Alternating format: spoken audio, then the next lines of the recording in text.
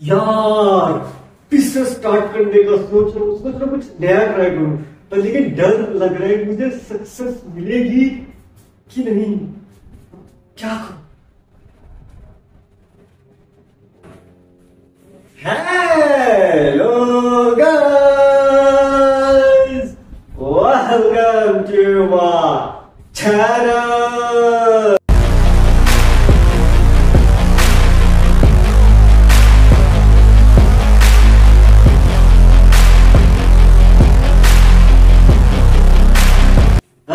सो guys, के हाल चाल। आज का हमारा क्वेश्चन है, is passion with courage is a success और जस्ट अ डिल्यूजन। मतलब कि साहस के साथ अगर जुनून जुड़ जाए तो क्या वो हमें सक्सेस की सीढ़ी पे चढ़ा सकता है, या फिर वो एक जस्ट अ भ्रम, मतलब नहीं हो सकता, ऐसा है। अब इसको डिटेल में समझते हैं। देखो यार, सारे लोग, हर कोई चाहता है मैं सक्सेसफुल हो जाऊं, मैं करोड़पति हो जाऊं, मैं ये कर दूंगा, मैं वो कर दूंगा, लेकिन करेंगे कैसे? वो करने का तरीका है hard work. And hard work के टाइम पे ऐसा आता है, यार हार्ड वर्क हम कर ही लेंगे, बट वो कंटिन्यूटी में नहीं है। It is like not a regular, ठीक है? वो थोड़ा थोड़ा करके चलता रहता है, ऐसे बनता है। लेकिन अब आती है बात पैशन की। देखो, जुनून एक ऐसी चीज है, अगर किसी चीज को के साथ जुनून आ जाए, ओ माय गॉड, मतलब आप इमेजिन भी नहीं कर सकते आप क्या क्या कर सकते हो। और साथ में आपने साहस को जोड़ दिया, मतलब कि बेसिकली किसी भी सक्सेस चीज को लाने के लिए ना साहस और जुनून होना बहुत बहुत बहुत जरूरी है। अगर ये दोनों चीजें जुड़ जाए आपस में तो ये क्या से क्या कर सकती है, आपको लिटरली कोई अंदाजा नहीं है। क्योंकि गाइस देखो क्या होता है, हम इंसान हैं, लेकिन एक इंसान के अंदर हमारा जो दिमाग है, हमें नहीं पता कि इसकी कितनी पोटेंशियल है। हकीकत में आज तक कितने साल बीत चुके हैं, 10,000 साल से भी ज्यादा हो चुके हैं। आज तक साइंटिस्ट रिसर्च कर रहे हैं कि हमारे दिमाग की हकीकत में ताकत कितनी है। और अगर ये मतलब ये साइंटिफिकली प्रूवन हो चुका है कि अगर हम कभी किसी चीज के लिए साहस को, मतलब साहस और जुनूनियत को जोड़ देना साथ में, तो वो चीज क्या क्या कर सकती है, किसी को कोई इमेजिनेशन भी नहीं। और दिमाग की ताकत, अगर आपका सबकॉन्शियस माइंड में गाइस एक बार, सिर्फ एक बार भी अगर ये बात चली गई ना, तो लॉ ऑफ अट्रैक्शन और ये ब्रह्मांड क्या से क्या कर सकता है, किसी को कोई इमेजिन भी नहीं कर सकता। It's a kind of an, मतलब बहुत मेगा लेवल पे होता है गाइस। ये चीज को आप ऐसा समझो, it's a kind of an thought. इस ब्रह्मांड के अंदर इतनी एनर्जी है, इतनी फ्रीक्वेंसी है। अगर आप मेडिटेशन करना सीख गए सही ढंग से, जैसे मैं करता हूं भाई, आपको मैं हर पॉडकास्ट में कहता हूं मेडिटेशन करो, लेकिन अगर आप इसको सही ढंग से मेडिटेशन करनी सीख गए तो मतलब it's a kind of an, समझो आप जो बोलोगे सच होने लगेगा। अब गाइस आप बोलोगे ये कैसे पैशन, साहस और करेज के साथ जुड़ने वाला एग्जांपल बनाने, अभी समझाता हूं। देखो, ये साइंटिफिकली प्रूवन हो चुका है, मतलब साइकोलॉजिकली प्रूवन है कि हमारे शरीर के अंदर 7 चक्रास होते हैं, ठीक है? ऐसे करके ये सारे चक्रास होते हैं, वो धीरे धीरे करके एक्टिवेट होते हैं। उन्हें एक्टिवेट करने के लिए हमें अपने ऊपर काबू रखना पड़ता है। नेगेटिविटी एंड सेक्सुअलिटी के जो थॉट्स हैं उन पर काबू रखना पड़ता है। अगर आपने ये रख लिए तो वो एनर्जी ऐसे करके रिवॉल्व करती है, ऊपर से लेकर नीचे तक, फिर वो सीधा जब एक बार एनर्जी यहां तक पहुंच गई तो फिर सीधा बाहर निकल जाती है, इससे यहां से बाहर। एक बार वो एनर्जी बाहर निकल के सीधा यूनिवर्स की जो रियल एनर्जी है उसके साथ उसका कनेक्शन जुड़ गया, और आपका बिलीव भी है। Oh my God, just imagine, मतलब ये कर पाना कि ब्रह्मांड को आपने अपने साथ जोड़ दिया, तब तो भाई है क्योंकि it's a kind of imagination.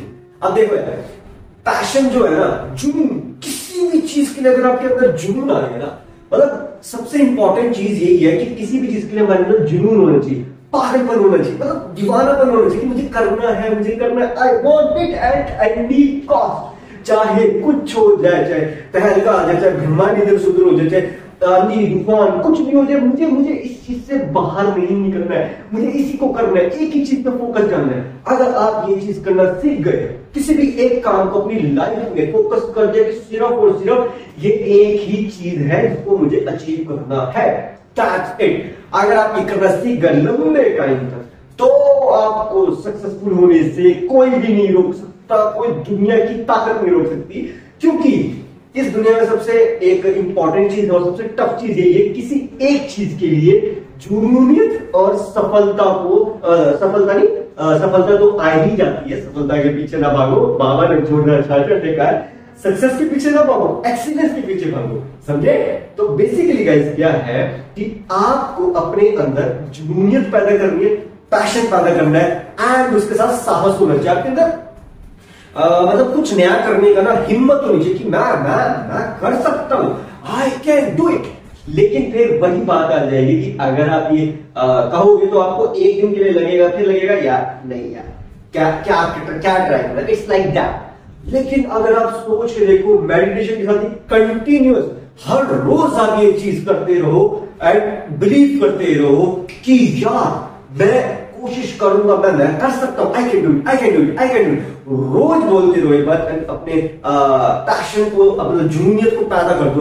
तो जस्ट इमेजिन करो ये किस किस किस लेवल तक जा सकता है। और अगर ये यूनिवर्स की एनर्जी के साथ जुड़ गया तब तो ऐसे ऐसे काम आप कर सकते हो जो इम्पॉसिबल है। सिर्फ अपने आप को बोल दो अंदर से, मैं कर सकता हूं, मुझे डर नहीं लगता, आई हैव दैट हिम्मत। बस एक बार ही बोल दो, it will give you this much energy in your body कि आप जो करना चाहे, मतलब आपके अंदर ऐसा पावर होना चाहिए, अबे मैं कर सकता हूं, आई कैन डू इट, दुनिया की कोई ताकत नहीं मुझे रोक सकती। एक बार आपके अंदर एक एनर्जी आ गई तो ऐसा टहलका आएगा पूरे ब्रह्मांड में जो आपको सीधा ऊपर लेके जाएगा, सीधा टॉप पे। एंड लेकिन सबसे इंपॉर्टेंट चीज यही है कि इस एनर्जी को अपने अंदर नियंत्रित करना, काबू कर लो इस एनर्जी को। एक बार आपने इसको काबू कर लिया ना, इस एनर्जी को मुझे सही ढंग से इस्तेमाल करना है, पागलपन जूनियत है, लेकिन उसे नियंत्रित करके मतलब कंट्रोल करके उसे यूटिलाइज करने सही जगह पे। अगर आप ये चीज करना सीख गए तो मैं बता रहा हूं 99.9% लोग भी ये चीज नहीं कर पाते। मैं मतलब यूं समझ लो 99.9% लोग ये नहीं कर सकते, क्योंकि उनकी ये जो एनर्जी होती है ये किसी न किसी टाइम पे हार्मोनल इम्बैलेंस के कारण चेंज हो जाती है। लेकिन अगर आप इस चीज को काबू कर लिया, ओ भाई साहब समझो 0.1% लोगों में आ जाओगे जो ये कर सकते, सिर्फ 0.1% लोग। एंड अगर ये रेशियो में चेक करो तो बहुत बहुत बहुत छोटा है, इतना छोटा है कि आप समझ लो गिनती में आप काउंट कर लोगे, इतने कम लोग हैं जो ये कर पाते हैं।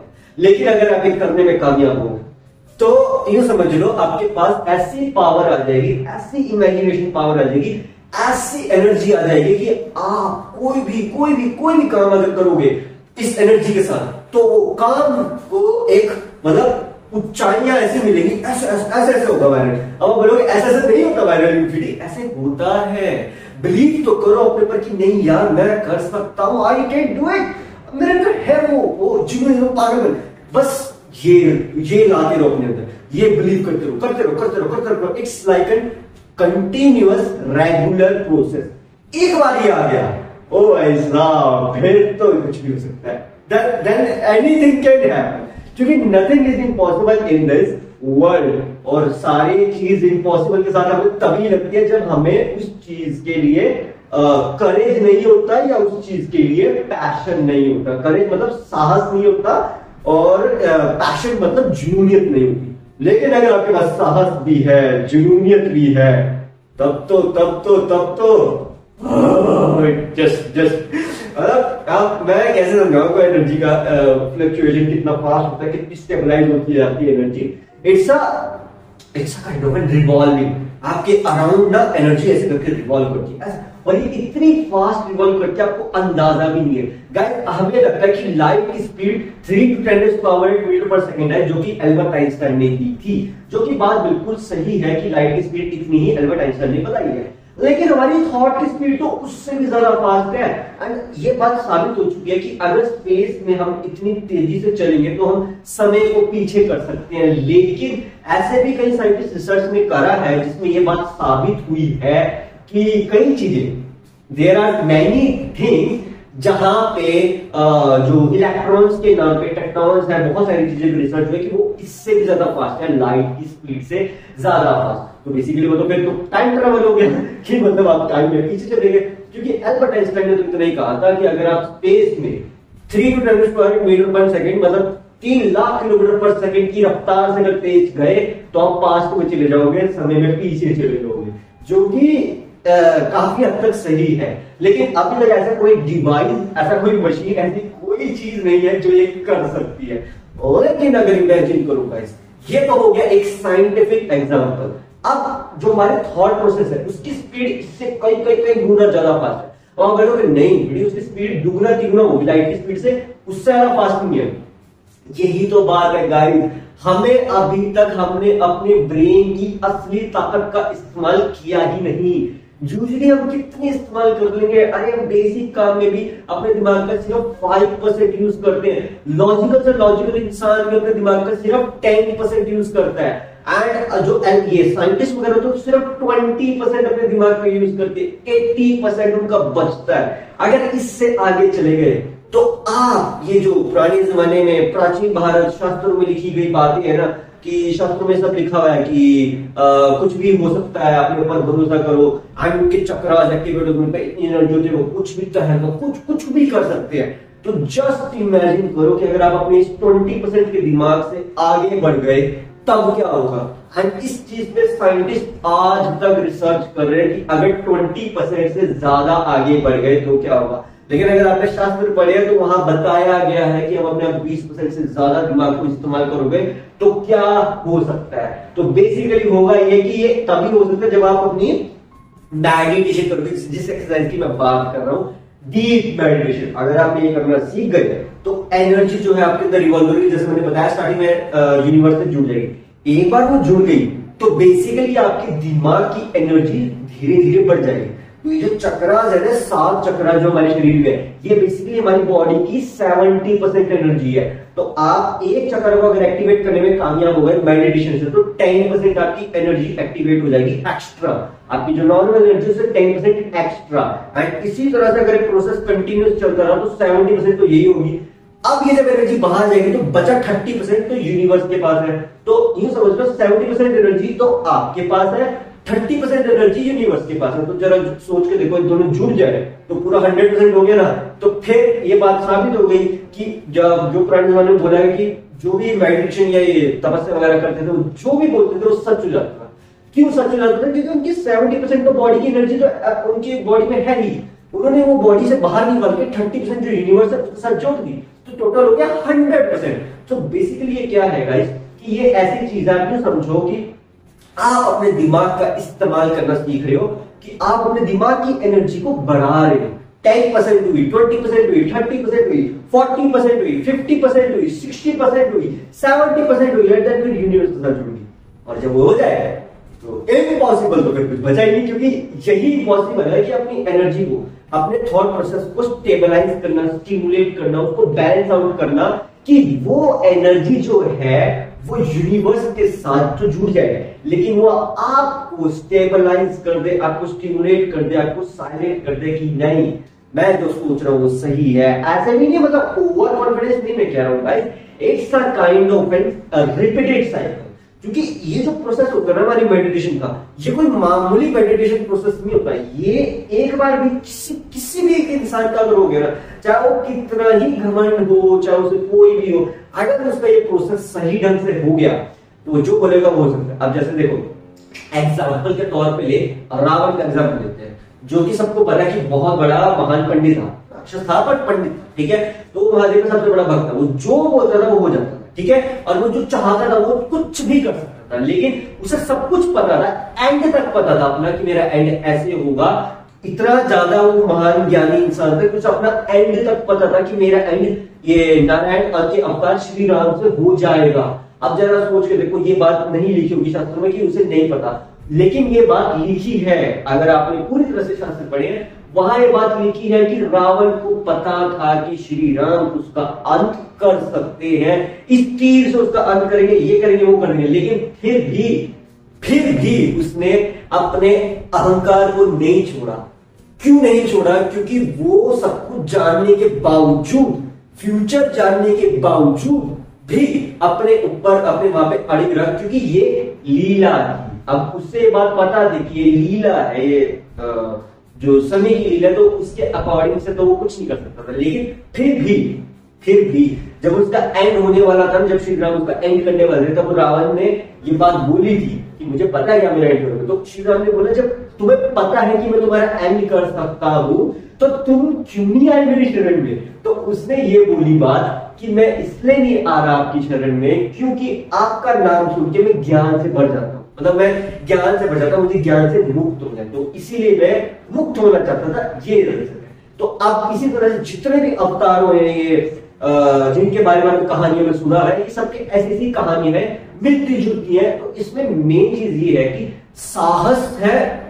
साहस था उसके अंदर, तभी वो अपने जो भी कहता था वो अचीव कर पाता था, वो जो सोचता था वो कर सकता था, चाहे वो कितना ही इम्पॉसिबल टास्क हो। अब जरा खुद सोच के देखो, कोई भी एक मामूली अगर एक इंसान अगर इतनी भक्ति भी कर दे कि महादेव का जो कैलाश पर्वत है उसको आज तक कोई नहीं उठा सका, और रावण ने वो अकेले उठाया, अकेले। वो बात अलग है, उसकी मंशा यानी उसकी थॉट प्रोसेस नेगेटिव हो गई, उससे घमंड हो गया था।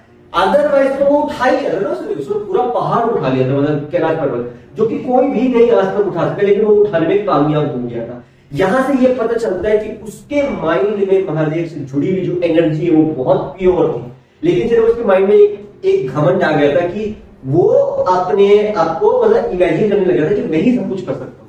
ये बस महादेव को अच्छा नहीं लगा कि नेगेटिविटी मत लाओ, बिलीव करो, पॉजिटिविटी के साथ रखो, तब तो सब हो जाएगा। लेकिन अगर नेगेटिविटी का इतना सा क्या, तो फिर वो आपके लिए प्रॉब्लम बन जाता है। आज तक की बात साबित है कि रावण रचित जो शिव तांडव स्तोत्र में अगर उसका पाठ कोई सुबह 4 बजे कर लेना, उसके रोंगटे खड़े हो जाएंगे। और अगर आप ये चीज कंटिन्यूअसली कर लो, ओ भाई साहब, आपको लिटरली कोई अंदाजा नहीं, क्योंकि वो सबसे प्योरेस्ट है। क्योंकि देखो, रावण ने जो भी किया वो ठीक है, वो बात मतलब एक कहा जा सकता है कि उसका अंत होना निश्चित था, क्योंकि उससे गलतियां हुई, लेकिन उसकी जो मंशा थी महादेव के साथ जुड़ी हुई वो प्योरेस्ट है।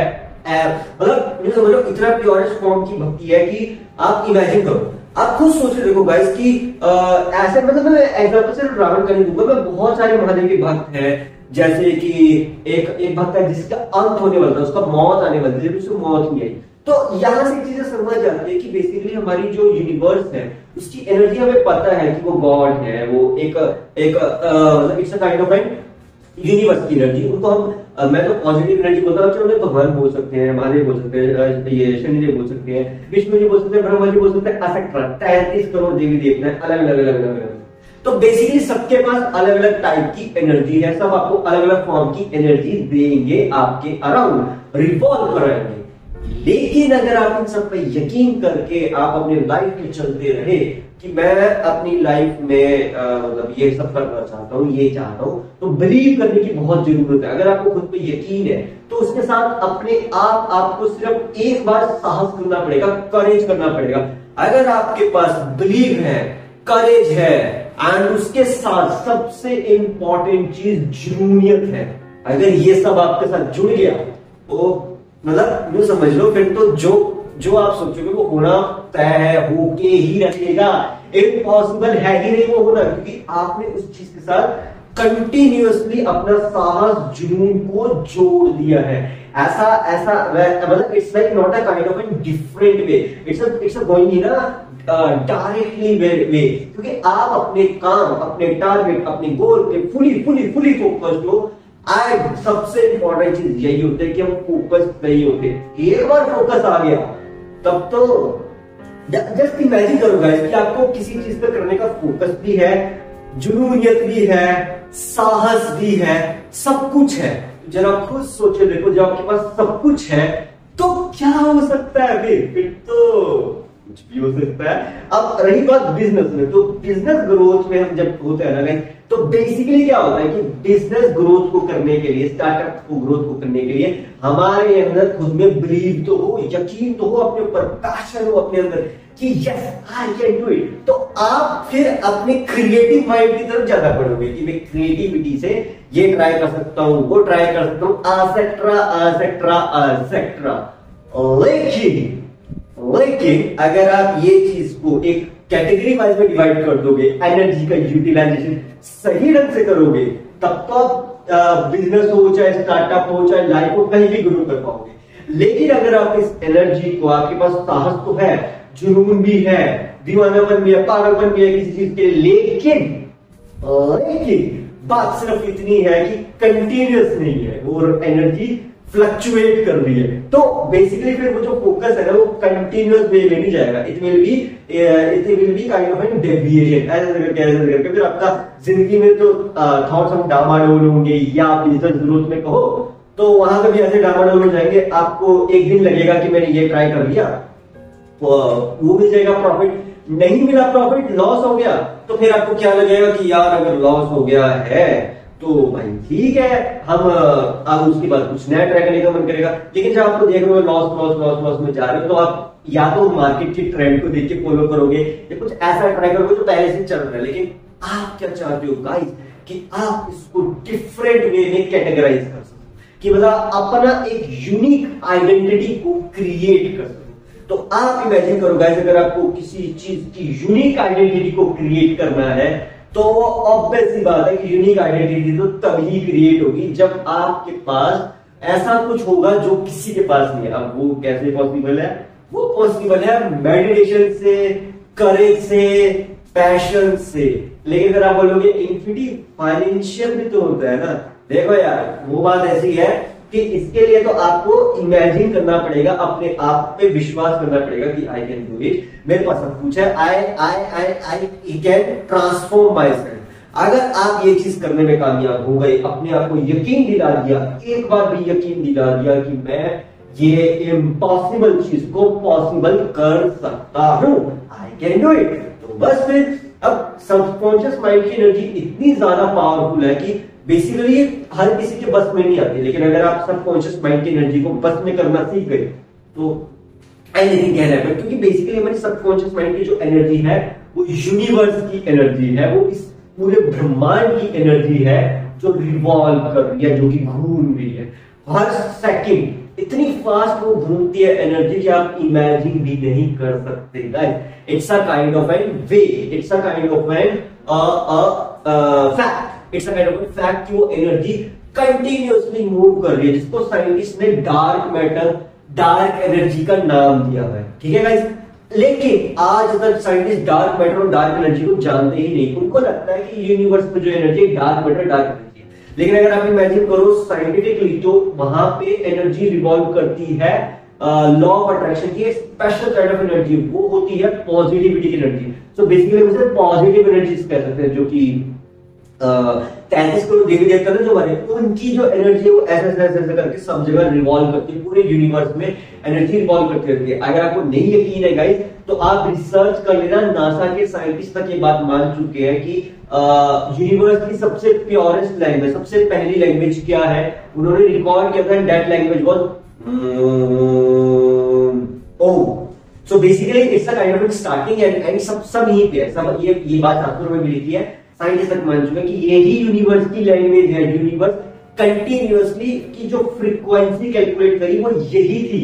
अब जब पता है गाइस कि उसकी फ्रीक्वेंसी यही है, उसका काइंड ऑफ एनर्जी यही है, तो फिर तो it's a kind of clear fact कि मतलब कि इससे तो ये साबित हो जाता है कि हमारा सबकॉन्शियस माइंड इतना ज्यादा पावरफुल है कि वो कुछ भी कर सकता है। मतलब कुछ भी, ऐसा कोई चीज नहीं है जो हमारा सबकॉन्शियस माइंड नहीं कर सकता। लेकिन वही बात है, अब देखो यार, अगर आपको अपने सबकॉन्शियस माइंड का गलत इस्तेमाल करना है, नेगेटिव इंपैक्ट क्रिएट करना है, वो भी हो सकता है। लेकिन फिर वही बात है, अगर आपको अपने दिमाग का गलत इस्तेमाल करना है तो आपको एनर्जी तो तब भी यूटिलाइज करनी पड़ेगी इसमें। तो basically it's a kind of energy utilisation.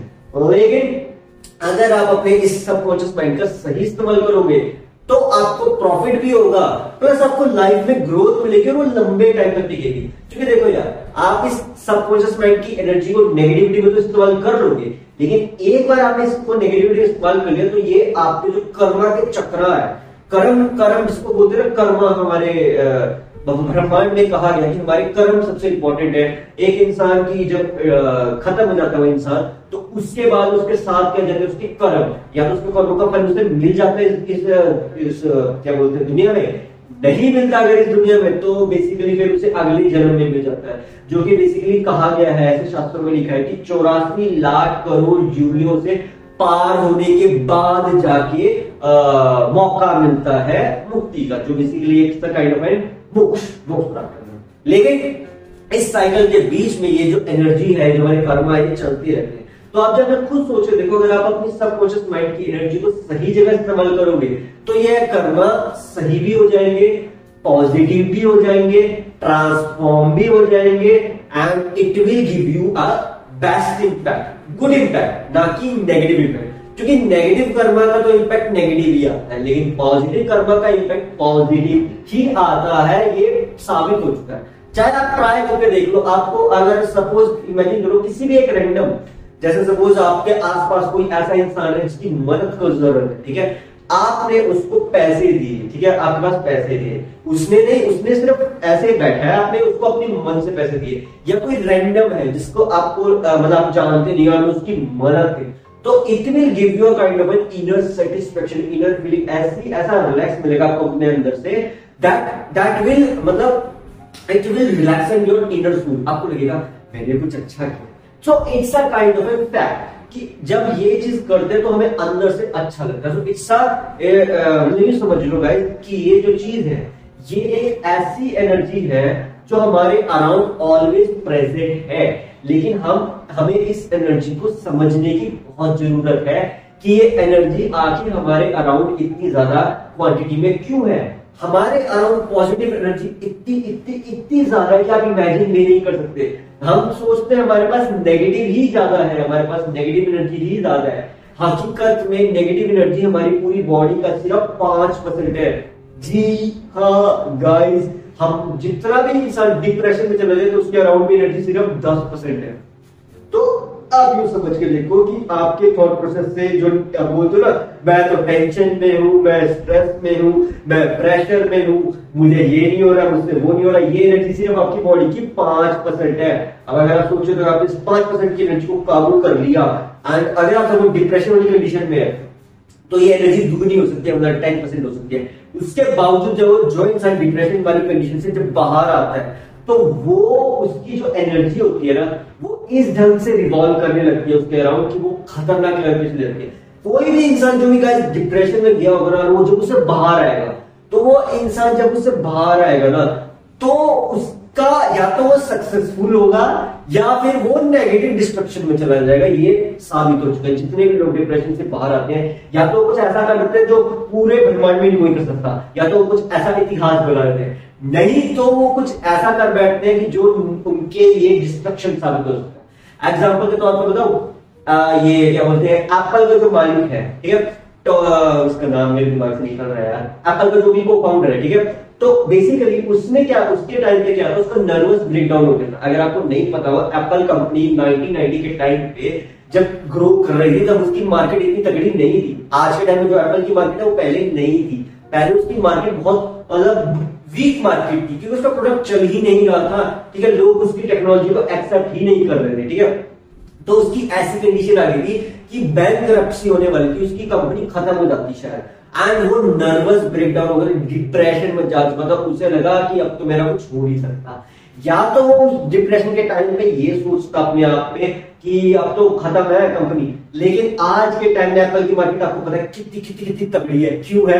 क्योंकि उसने बिलीव किया नहीं यार मैं कर सकता हूँ, I can transform my self, I can do it. तो वो ट्राई करता रहा। अब के टाइम में एप्पल मार्केट किंग बन चुका है। चाहे उसके प्रोडक्ट का चार्जर हो या ना हो, चाहे उसमें कितनी ही कमियां हो, हाँ ये पता है कि एप्पल तो एप्पल ही रहेगा चाहे कुछ हो जाए। तो ये कैसे पॉसिबल है कि उस इंसान जो भी वो फाउंडर था उसने अपने ऊपर बिलीव किया, पैशन था उसके अंदर, जूनियर थी एंड साथ में साहस था, करेज था। जब किसी इंसान के साथ करेज और पैशन जुड़ जाते हैं तो वो कुछ भी इम्पॉसिबल को पॉसिबल कर सकता है। तो यही चीज होती है, चाहे किसी कंपनी की बात करो, लाइफ की बात करो, जॉब की बात करो, या ऐसा कुछ चीज आप करना चाहते हो, कुछ नया स्टार्ट करना चाहते हो, तो बेसिकली आपको अगर कुछ नया स्टार्ट करना है एंड आपकी फाइनेंशियल इश्यूज आपको परेशान कर रहे हैं, तो बेसिकली गाइस आपको अपने ऊपर बिलीव करना पड़ेगा एंड उसके सामने आपको साहस के साथ सामना करना पड़ेगा। अगर आप उसका साहस के साथ सामना करना सीख गए तो it will give you that kind of energy कि आप इमेजिन नहीं कर सकते। तो बस यूं समझ लो कि आपके पास यूनिवर्स की एनर्जी है, बॉडी के अंदर इंटरनल एनर्जी है, वो सारी एनर्जी जुड़ गई साथ में एंड साथ में आपने थोड़ा सा साहस कर लिया तो ये एनर्जी आपकी ढाल बन जाएगी उसे। और ये एनर्जी जब एक बार ढाल बन गई तो तहलका मच जाएगा। It's a kind of bomb, it's a kind of blast of positive energy.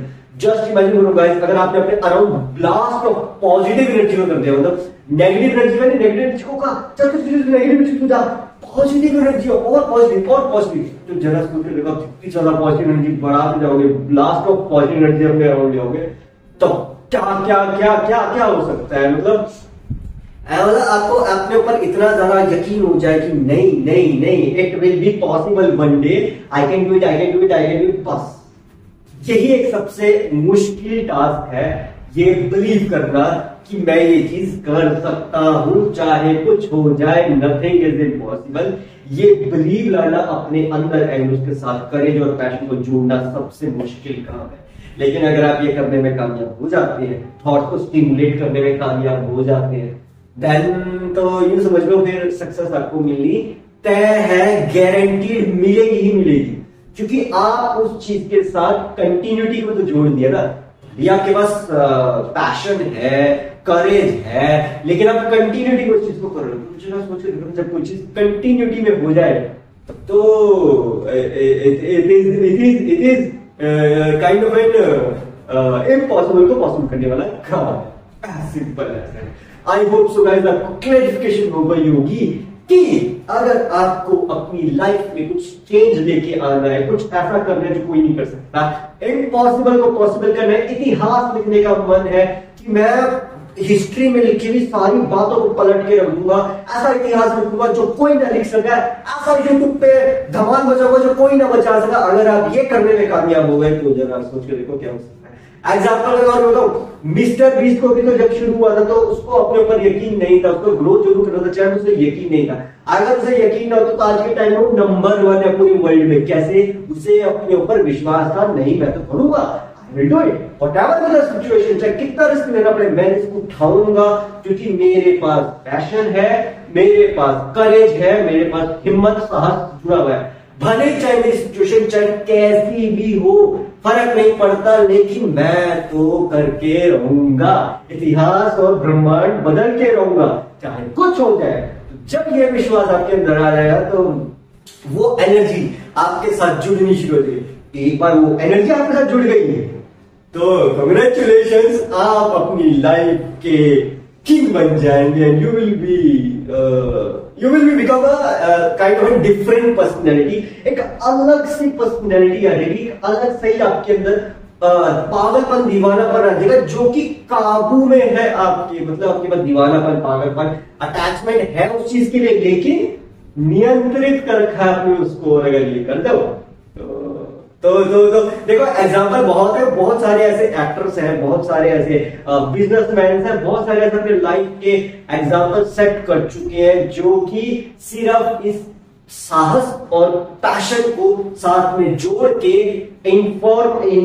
Information और डाटा को अपने अंदर एब्जॉर्ब करके, स्टिमुलेट करके, शांत दिमाग से मेडिटेशन करके अपनी लाइफ को ट्रांसफॉर्म कर सके। As simple as that. I hope so guys आपको आज के पॉडकास्ट से कुछ सीखने को मिला। So guys that's it for today for this podcast. और आज के पॉडकास्ट में मजा आया तो लाइक शेयर करना, मेरे चैनल को सब्सक्राइब करना।